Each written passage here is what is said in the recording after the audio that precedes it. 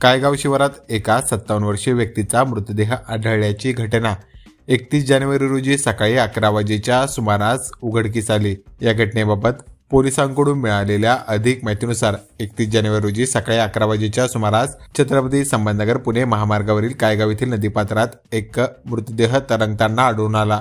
मासेमारी करण्यासाठी गेलेल्या तरुणांनी त्याला बाहेर काढले। दिनेश चव्हाण यांनी सकाळी 11:30 वाजता त्यास गंगापूर येथील उपजिल्हा रुग्णालयात दाखल केले असता वैद्यकीय अधिकारी यांनी त्याला तपासून मृत घोषित केले। त्याच्या खिशातील कागदपत्रावरून सदरील व्यक्तीचे नाव रमेश खंडूजी सुद्रिक वय 57 वर्षे असे असून तो सोनई तालुका नेवासा जिल्हा अहिल्यानगर येथील रहिवासी असल्याची माहिती मिळत आहे।